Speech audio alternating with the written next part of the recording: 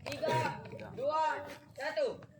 Dahulu kala ada sebuah keluarga yang hidup bahagia.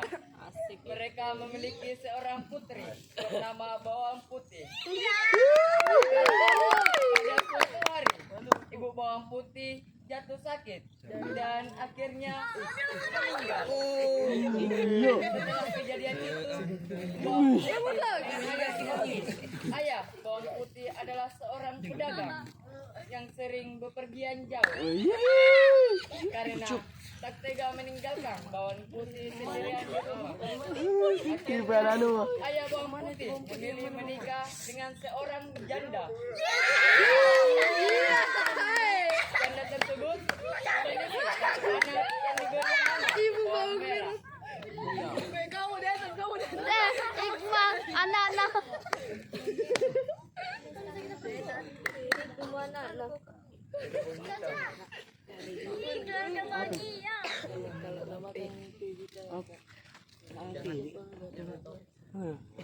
Bawang Putih pun bahagia karena memiliki keluarga baru. Ibu tiri dan Bawang Merah bersikap sangat manis padanya. Namun ternyata kebaikan itu hanya sesaat. Ketika ayah menyuruh Bawang Putih mengerjakan segala pekerjaan rumah. Seperti saat ayah Bawang Putih kembali, ayah Bawang Putih jatuh sakit dan akhirnya meninggal dunia. Ibu tiri dan Bawang Merah bersikap semakin jahat kepada Bawang Putih. Mulai sekarang semua pekerjaan rumah kamu yang kerjakan sendiri. Setiap hari dia harus melayani semua kebutuhan Bawang Merah dan ibu tirinya. Sampai pada suatu pagi ketika Bawang Putih mencuci di sungai, tanpa disadari salah satu melendaskannya, Bawang Merah hanyut.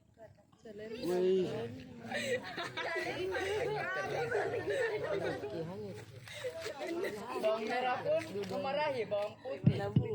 Dia menyuruh Bawang Putih untuk mencari selendang itu dan tidak boleh pulang sebelum menemukannya. Bawang Merah mengusir Bawang Putih.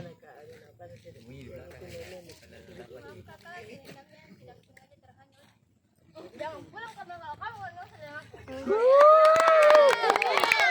Akhirnya Bawang Putih pun menyusuri sungai untuk mencari selendang itu hingga larut malam. Selendang itu pun belum juga dia temukan ketika tengah menyusuri sungai.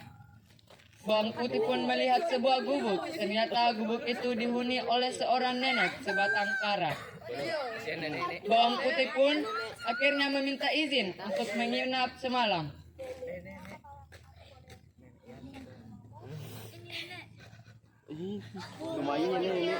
Nenek itu cukup baik hati. Dia mempersilahkan Bawang Putih untuk menginap.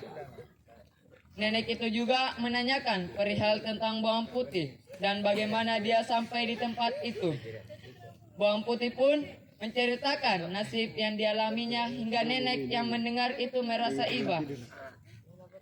Ternyata selendang yang dicari Bawang Putih ditemukan oleh si nenek.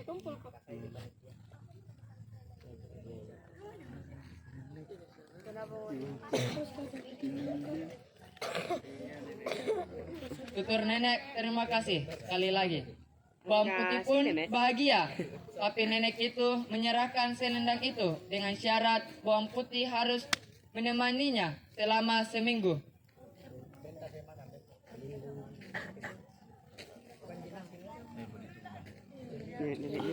Bawang Putih pun menerima tawaran itu dengan senang hati.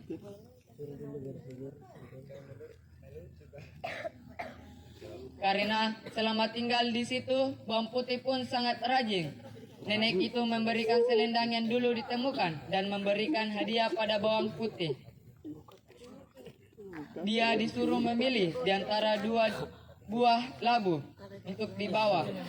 Awalnya, Bawang Putih ingin menolak, namun karena ingin menghormati pemberian, Bawang Putih akhirnya memilih labu yang kecil dengan alasan takut kuat membawanya. Dan nenek itu hanya tersenyum mendengar alasan itu. Setelah itu, bawang putih pun segera pulang dan menyerahkan selendang itu kepada bawang merah. Setelah itu, dia segera ke dapur untuk membelah labu dan memasaknya. Namun betapa terkejutnya dia karena ketika labu itu dibelah, ternyata labu itu berisi emas permata yang sangat banyak secara tak sengaja. Ibu tiri bawang putih melihatnya dan langsung merampas semua emas itu. Bukan hanya itu, dia juga memaksa bawang putih untuk menceritakan dari mana dia mendapat labu ajaib itu. Mendengar cerita bawang putih, muncul niat jahat dia di benak ibu tiri yang serakah itu. Esok paginya, dia menyuruh bawang merah untuk melakukan hal yang sama seperti yang dilakukan bawang putih. Dia berharap akan bisa membawa pulang labu yang lebih besar sehingga isinya lebih banyak. Singkat cerita, bawang merah yang malas itu tiba juga di gubuk nenek dan dia pun tinggal di situ selama seminggu. Namun karena sifatnya yang pemalas, dia hanya bermalas-malasan saja dan tidak mau membantu pekerjaan si nenek. Dan ketika sudah waktunya pulang, dia pun disuruh memilih labu sebagai hadiah. Tanpa pikir panjang, dia langsung mengambil labu yang paling besar dan segera berlari pulang tanpa mengucapkan terima kasih. Setelah tiba di rumah, ibunya sangat senang melihat anaknya membawa labu yang sangat besar. Dia berpikir pasti emas di dalamnya dan cukup banyak. Setelahnya itu, mereka masuk ke kamar dan menguncinya dengan rapat. Dengan tak sabar, mereka segera membelah labu itu. Namun di luar dugaan, bukannya emas yang dia dapat di dalamnya, melainkan labu itu dipenuhi ular, kalajengking, kelabang, dan berbagai hewan berbisa. Dengan cepat, hewan-hewan itu keluar dari labu dan menggigit kedua anak dan ibu serakah itu. Singkat saja, janganlah seperti bawang merah yang hatinya sangat busuk, tapi jadilah seperti bawang putih yang hatinya sangat murni dan sangat baik. Sampai sini, paham?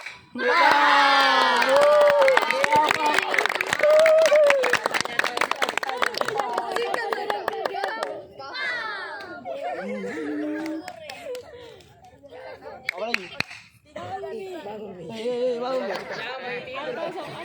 Oh, sambungan. Bantal warga bantal. Singkat besar. Banyak model sini. Bisa betul lagi.